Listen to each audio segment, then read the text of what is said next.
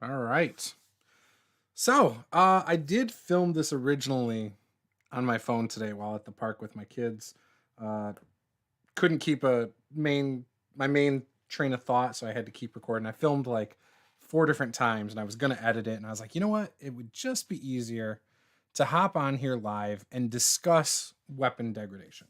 I do have some notes, the main bullet points that I'm gonna go over. We've been talking about it all day in my Discord, was following the topic on Twitter. And I'm going to pull the tweet up real quick. I saved a screenshot.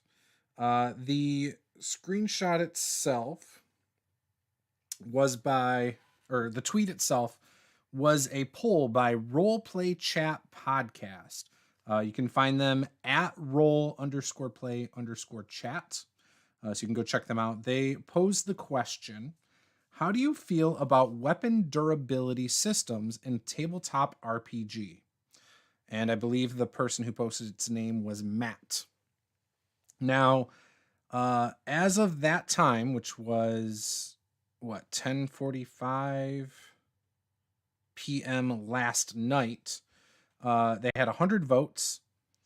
Or no, that's when I think they started it. But either way, they had 100 votes, and 26% were thumbs up. But that means 74% were thumbs down. So in other words, more people did not like weapon durability systems as opposed to those who do. And I think there's a lot of reasons for this, and I'll get into all that. But the main things I'm going to talk about are why is this important to you? Does it add to the fun for your group? What are some things to consider if you're going to do a weapon degradation system or weapon durability system? The various effects and the varying degrees of a weapon degradation or durability system. Also, something that a couple people in my Discord brought up were, what about different classes when you're talking about class-based systems? Who is going to suffer and who's going to thrive because of it? So like a wizard, when they roll a natural one and things like that. So we'll get into that as well. I don't plan on this being an extremely long video at all, but I do think that we can spend a good 15-20 minutes on it. So I also want to stretch this out to be more than just weapons. I want to kind of encompass all items, whether it's tools or just mundane items or even armor possibly. So, and at the very end, I'll probably talk more about my own personal opinion on it. If you've been following me for a long time, you might know I've got a lot of ideas on these kinds of things. And this might not be the only time I talk about this over the next couple weeks. That's the other thing. So with that said, I think the very first thing we should talk about with this is why. Why is a weapon degradation or an item degradation system important to you? And I think there's a lot of reasons. And I'm just going to use D&D for most of my examples just because it is the most common system. More people play D&D and multiple variations of it than any other system out there. If you've been following me for a while, you know I play Call of Cthulhu, I play Dragon Age, Fantasy Age, I play old school D&D, new school D&D, Pathfinder. I play all sorts of systems, Rifts, Heroes Unlimited, whatever. I play a ton of games on this channel. So again, if you're interested in watching those, hit subscribe. But why is this important to you? So I think there's a lot of reasons for why. Number one, players accumulate wealth in a game and don't have enough things to spend money on. This comes up a lot in games, like what are you going to spend all your money on? Especially if, you're higher in levels. Well, if your your items in general break, you got to replace them at some point, right? So that's one reason for why.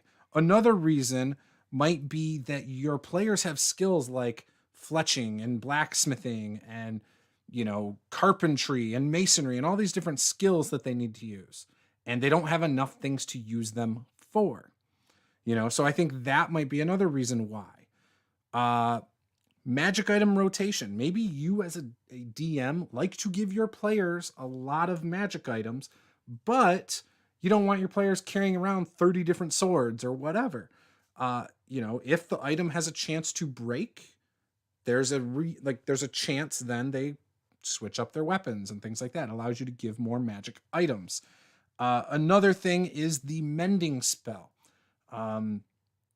I've seen it used a couple times in games, and not on anything impactful usually.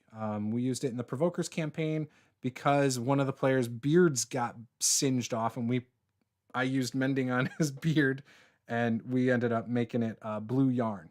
So maybe you want to use more spells like Mending and things like that. So there's a lot of reasons why you might want to use this, right? You also might want a more gritty survivalist type of game. You might want it to feel like that. So that could lend itself to that. You're in a dungeon. You've brought your primary weapon. You've got two, lesser backup weapons. Oh crap, you broke your main weapon, however you decide to do that mechanically. And now you're relying on your lesser weapons. Makes it a little bit harder. Might be interesting. Might lend to some good role play, some storytelling, things like that. Might put you in some really tough situations. Might make you have to come up with a tough decision. Hey, should we fall back, go back to the town, get better gear before we come back? Things like that. So the why, there's a few reasons you might do it. Before I jump into the next topic, I'm going to read this comment. Scott Connor, I don't know if this would interest you or not, but Phil McGregor, one of the developers of Chivalry and Sorcery, came up with a really nice system for weapon and armor damage in his game mag. I would totally be interested in hearing more about that. So I am somebody who loves to discuss mechanics. I love to discuss homebrew rules. I don't use a lot of them in my games. To me, if I'm going to use a house rule, I try to make sure I've got buy-in from the whole group before I do it, but I love discussing it. Love theory crafting different mechanics and playing with different ideas outside a game. To me, that's fun. I love doing that. So again, the whys, there's a ton of reasons why. Now, the second one that I think is important to talk about is, does it add to the fun? In all these situations, could it add to the fun? It could. Maybe not the money use for some people. But again, 24% in that poll of 100 people at the time liked it. 76 did not. From my experiences and what I've seen in around a lot of the groups I've played, I've ran D&D and other systems in the last 5 years for hundreds of people. Hundreds, easily in the hundreds. And in more situations than not, people are leaning, at least of those people I've met and talked to and played with, most of those people prefer systems that are simpler over complex. I play Pathfinder 2nd Edition. Almost everybody, not almost everybody, a lot of people I talk to aren't interested in it because of, the crunchiness. Same thing with Palladium books. I love Palladium books. A lot of people don't like it. There's, too many different things to keep track of, from your armor going and getting damaged, and your SDC, MDC, hit points, all that stuff. A lot of people don't like keeping track of that. They don't like keeping track of encumbrance. That's a common thing I've seen come up, where players just don't like to keep track of these things. And it's not because the math is hard. It's just, it doesn't add to the fun for a lot of people. Some people love that stuff. People love keeping track of their rations and their water supply and all of that. Keeping track of their ammunition. But there's a lot of gamers out there who just don't. So again, I'm not saying what you should or shouldn't do. I'm just saying that's one thing to consider when, talking to your group about this. Now, there are varying degrees of how you can implement this. There's multiple systems for it. You can go very extreme. Again, I've played in a group before where the DM said on all nat ones, if you're hitting something with it, your weapon breaks. This included the monk's foot when he kicked things. If he rolled a nat 1 on the strike while kicking, he broke his foot, suffered the damage of the break, and his foot was useless. So there were a lot of things about that there. Now, that's the extreme. Automatically, natural 1, boom. There's other systems. Pathfinder 2nd Edition does this with shields, for example. Every time you're blocking with your shield, the shield takes damage, and eventually it's useless. It's broken and done, right? I think there's some rules for repairing it, but really, as a fighter, you're probably going to carry more than one shield, right? So there's that. That's probably more in the middle. There's some systems that go very detailed in like specific positions of the armor taking damage before they're useless. Palladium Books does that, for example. You'll have an armor SDC for like the shoulders and the body and the the back and whatever, and again, it's a lot more things to keep track of. But yeah, one of the things that I kind of think is cool to do, taking the old 3.5 Pathfinder confirmed critical idea, is when you roll a nat 1, you roll another die to see what actually happens, whether it's and again, this is just something I've done in games. I roll a d6, so you roll a nat 1 in your 20, then I roll as the DM the d6. If I roll a 1, your weapon breaks. If I roll a 6, another. If there's a friendly near your target, the friendly takes the damage, or nothing happens, or your weapon gets thrown, or whatever. So there's another way you can do it. There's a lot of ways to do it. There's also applying a broken condition onto weapons. It could have different levels of broken conditions. So like the first time you roll a nat 1, it's got broken condition 1. Now you're -1 on all hits and damage. Second time it happens, you're a broken condition 2. You could do something like that. Again, it's something to keep track of. A little bit more simple, so it's not like a different way to do it for different weapons and stuff, or different items. It works well. This can apply to thieves' tools. You're picking a lock, you roll a natural 1, you break your tools.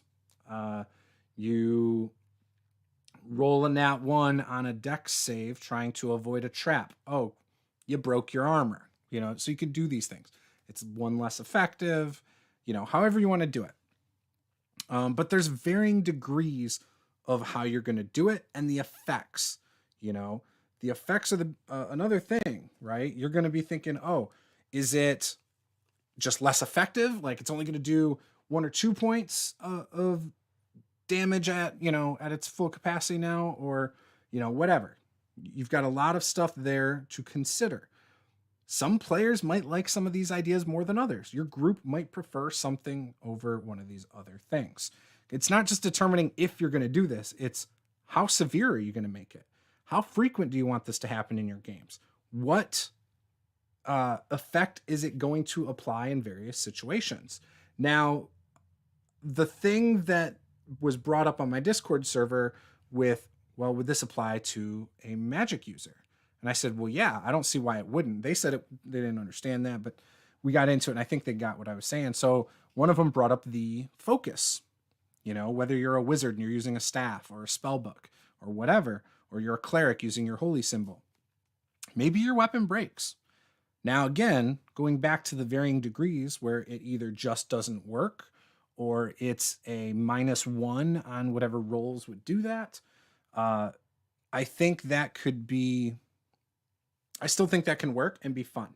Now, it's going to suck if you're a spellcaster and your item is just broken and it just does not work, because now you have to get a new focus or a new spell book or something. Now, a wizard without a spell book, you get a new spell book, you still got to you got to write the spells in there, right? So that could be really bad for them and really impact them.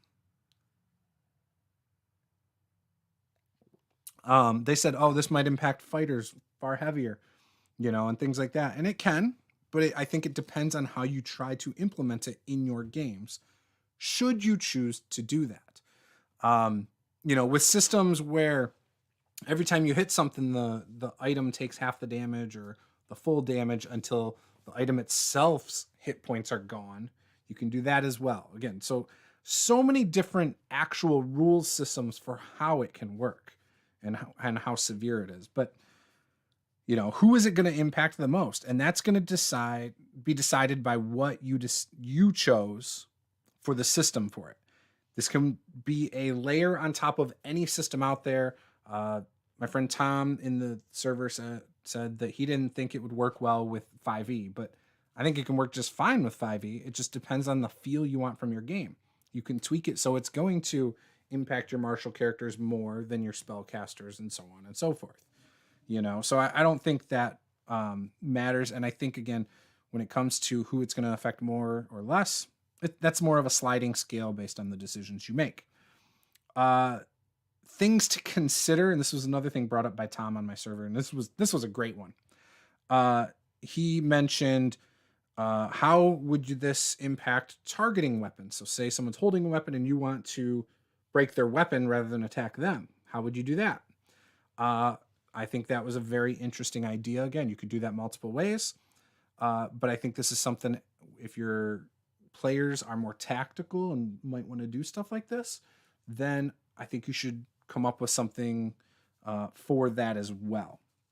Another thing would be disarming rules. Maybe you disarm the orc to take their battle axe to use now since your weapon broke. If you're using a more severe system where when you roll a natural one, it's just broken and doesn't work, for example, then yeah, you would probably think that fighter's going to disarm the guy with a similar weapon on the other side to use it against them. So you might do something like that. I actually think that would be kind of cool to figure all that out in a way that would make sense. Right now, the grappling rules for 5e, I'm not a huge fan of.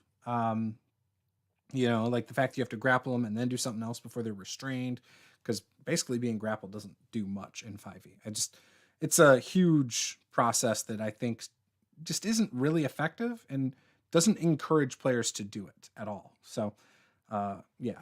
And again, the frequency of the items breaking comes up. How frequent are these items going to break, and what's the severity? If they're broken, are they useless? If they're broken, are they just a minor penalty? If they're broken, it's a major penalty. What is it?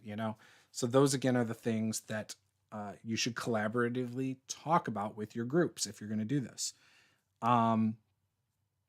So that's kind of the thoughts that I've seen out there about it. Now, my opinion, I think it can be a lot of fun to do, in a variety of ways, whether you're going the more severe route or you're going a more, I guess realistic approach, maybe, where like, oh yeah, you got a chip on the sword. It's broken, but it still works. It's not going to cut as well. It's got a rolled edge or whatever. I think that could be a lot of fun. And now it encourages you to role play. Oh, yep, I'm going to be trying to fix my blade tonight, or I'm going to start working on a new weapon or whatever. I personally love to give out magic items. And so the idea that a magic item could break, I would probably rule that a player they could fix it, but it's not going to have its magic. Once it's broken, the magic's gone. It's like the magic escapes and you can't bring it back. Unless you're a character that's able to infuse magic into weapons. Like, I don't know, I think artificers can do that and some other classes. I'm going to read these comments. So Scott says, it's listed over at DriveThruRPG as Medieval Special Issue number 1, first quarter. Gotcha. Okay, cool. Mike G says, so to disarm a foe, would you make it kind of a strength contest in 5e? I think you could do it a lot of different ways if you're trying to disarm them. Dex would work too. I mean, if you've got good technical skills, why couldn't you use Dex? I think it would depend on the character though, how are you trying to disarm them? Are you literally just trying to grab it and rip it away? Or are you trying to use a technique to like bend their wrist to get it out? So I would leave it up to the role play aspect to decide what you want with 5e, And I would probably make it an opposed roll. If you're using a weapon and they're using a weapon, then you can use your proficiency bonuses on both sides to go along with the opposed roll. That's how I would probably do it. I think it can be fun. Now, I do think I prefer easier systems though. So I would probably just go with the roll a nat 20, the one I've always done pretty much. I'm comfortable with where they have a chance on a nat 1 to break it. But I actually like, and I haven't done this, but I like applying the cumulative broken conditions with it.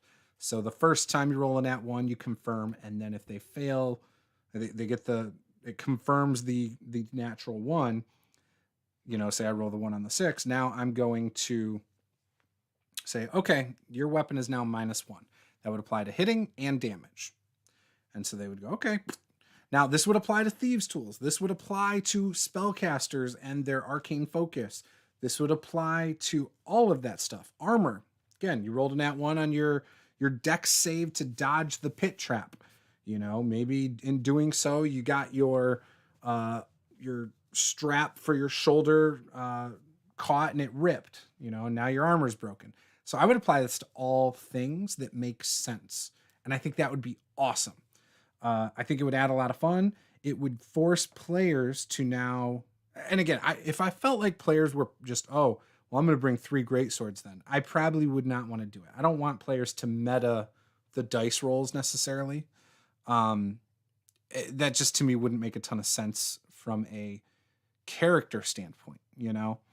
Oh, well, I'm bringing backup, you know, plate mail. Like, no, like that's dumb. It doesn't make sense. So I wouldn't be happy about that. And if my players were more that type, I probably would not implement these rules because it's probably not adding to the fun for them. They are not looking for the challenge. They're looking for beating it. They're looking at it more as a game because that's the other thing. Players have different viewpoints in how they play, you know, and that's like, and they might have multiple viewpoints. A lot of people like to optimize and game the game. Doesn't mean they don't like to role play. You know, it's not mutually exclusive, but they don't necessarily want that challenge. They're there to tell a story, but they also want to just blow through things, right? But then you have other people who like having weaker characters. They might love that. This might add a lot of fun role play elements to the game, or just a challenge to the gamey aspect of it. So you could, you know, you think about that when you're thinking of your players, you know. But I don't think it would be fun with players that, again, are like, well, I'm going to bring 3 shields because I know that my first and second shield are probably going to break, you know? Tom, I think, or somebody in my Discord server also mentioned, or actually, you know what? It was Martin, player in my Tyranny game on my Discord server. He said that in the DM's guide, they talk about items with a hit point and AC, right? And so you could take that and apply it to weapons with the targeting and stuff to disarm or whatever. Not disarm, but for what is it? Asunder, rendering weapons asunder or something like that. That's not the word. I can't think of it. Mike G says this sounds fun. Mike Bentley says to me just doesn't sound like my cup of tea. You know, that makes sense. Mike, both Mikes. I can see both sides, to be honest. You know, I don't think that there's one shoe that fits everybody when it comes to role-playing games. You know, some people like crunchier games. Some people like simpler games. Some people like to keep track of a bunch of stuff. Some people don't. Some people like a ton of combat. Some people don't. Some people like a ton of social, you know, situations. It's all over the board. And so I don't think you can say that one way works better than another necessarily. It's going to be dependent on your groups. And again, like I said in the very beginning, in the varying degrees of how serious it can be. Literally broken like it doesn't work, broken with a minor penalty, a middle penalty. You know, there's so many ways you can handle it, you know. What abilities are going to allow to fix it? Or are they going to always have to go buy more stuff or find new things? You know, a lot of different things to consider. I kind of lost my train of thought there, so I'm going to try and think back what I think I was talking about like breaking. Oh, it was the DM's guide. So in the DM's guide, they have objects like a piece of paper or a door or whatever, and they have an armor class and hit points. You could apply this to your weapons and how that would work.